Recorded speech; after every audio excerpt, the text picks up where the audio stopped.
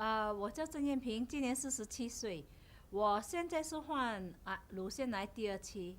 我既然可以过得了这一关，我也会健健康康的活下去。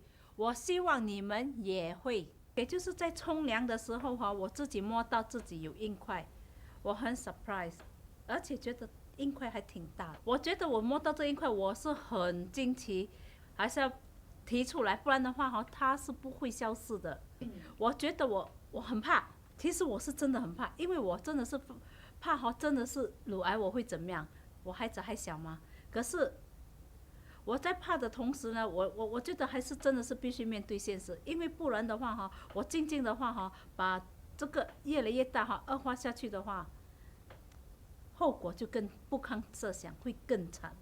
OK， 当医生做诊断我说是乳腺癌第2期的时候，在我的印象中，我以为就是说医生这样跟我讲说，把乳房切除掉，我以为这样就是好了，这样就是整个 complete， 我就很 safe 了。可是医生不是这样讲，医生想说当我有这个癌症的时候，就是说一棵树，当他把我的那个树切除掉的时候，可是当树在生长的时候，它有一些东西，一些树叶掉在那边，所以我们也要把它切除掉。然后就是说当它切除掉好的时候我们以为全部好了，其实不是的，我还经过两个筛割的那个 chemo， 然后我还要电疗。其实当我们正在 treatment 的时候，我们在做 chemo 的时候，我们头发会掉落，通常我们都会去把头发剃掉。所以当我们看到有些人戴假发的时候，我们不需要以异样的眼光看他，就当作平常人。或者好像有时就是戴一个帽子，我们不需要怎么样，只要把他们当作普通人的看待，不用以异样的眼光，我们就会很开心了。我觉得我们是女人是因为我们有乳房，可是我们有乳房呢，当说要移掉一个乳房的时候，我们心情不会很好过。其实呢，所以我们就应该知道我们要怎么样保护我们的乳房，就是说尽量每个月自己去 check， 怎么样去使自己没有乳癌的这个产生因为对于一个女性来讲，没有了一边的乳房就是不算女生老实讲，因为女孩子最开心的就是自己比男生不一样的，就是自己有双峰。现在没有的话对我来讲是觉得很不舒服。其实发生癌症这个乳癌这件事情，不要以为只是发生在老年人的身上，可是我们在医院里面，我们会看到20多岁的姑娘也会有这种疾病。所以对于年轻的姑娘，请你们注意一下自己的，每个月都要去检查自己的乳房，不要以为不会发生在你们年轻人身上，20多岁人的身上，其实不是，这个是都可能发生在任何人的身上。We talk about death and things like that along the way. It's not that I'm moving on to that, but it's a normal, conventional thinking. When you have cancer, like death is the next stage, which is not. I believe there's two sides of a coin. I believe that things happen for a reason, and I saw the reasons. I think being a radio personality, being in the media, I think that's the reason why God gave me the illness. I'm open with my kids. I told them that I have breast cancer. I'm going to go through this.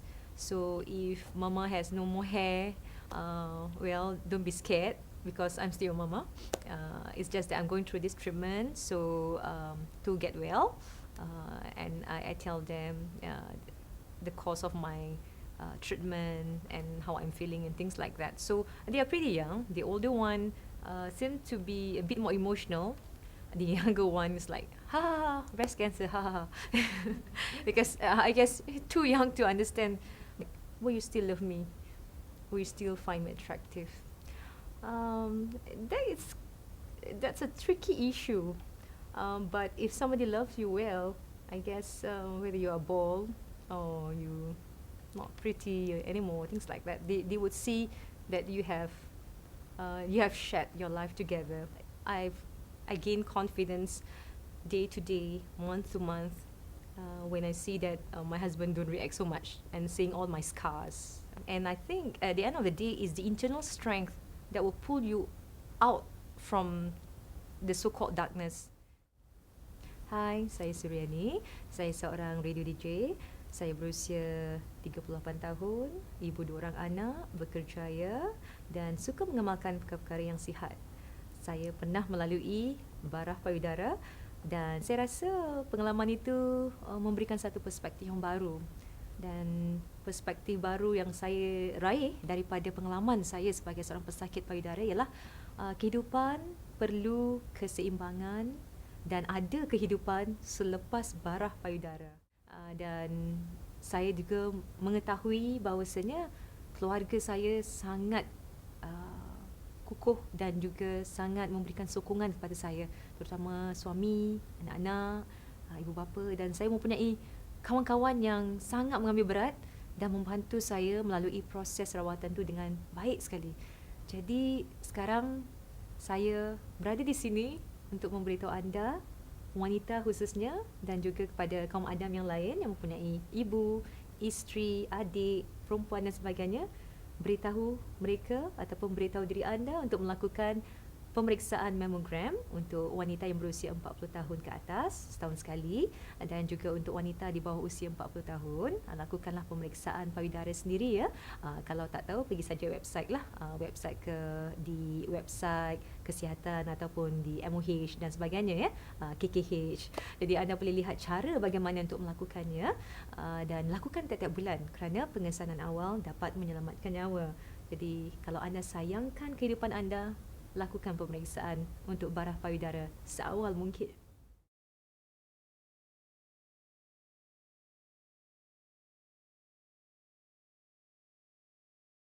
My name is Jane Srani and I'm 53 years old. It was last year, September, end of September, that I was diagnosed with breast cancer. I discovered a small lump in my right breast, and I went to see the doctor in polyclinic, and they sent me to have a mammogram.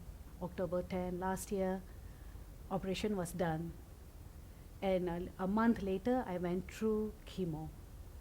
As a person, you feel that you are helpless. Yes, I was going through that, and I say, why should I suffer and all? But when I start to recover, I say that there is life now, after all. I mean, there's a second chance, and I try to make most of it. கடவுள்கிட்ட கூட கேட்டேன், ஏன் எனக்கு வந்து நான் வாழ்க்கையில் எவ்வளோ அனுபவிச்சுட்டு இருக்கிறேன், இப்போயும் எனக்கு இந்த மாதிரி ஒரு 50 வயசுக்கு மேலே வந்து எனக்குன்னு இந்த மாதிரி ஒரு நோயை தரணுமா அப்படின்லாம் கூட நான் கடவுள்கிட்ட கேட்டது உண்டு. I was told that I will be losing hair, but I didn't expect it will happen after the first session. I look at myself in the mirror, I wasn't very happy of what I'm looking at, you know. So it did troubled me, all this. I say, must I go through? 3 weeks later, when I went back to the doctor for the second chemo, actually I say, no, I don't want to go through, all right? And the doctor looked at me and he says, why? Because I say, no, it really make me sick, you know. I don't want to be a dependent.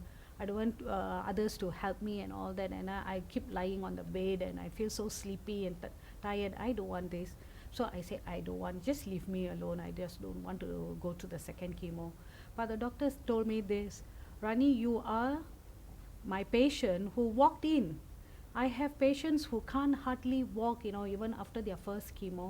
It looks like you are strong. You should, you know, we already have 1 down, so you have 3 more. All right, so you should go, you should continue with the chemo. All right, by the time you realize all 4 chemo sessions will be over, so then it was reluctantly I went.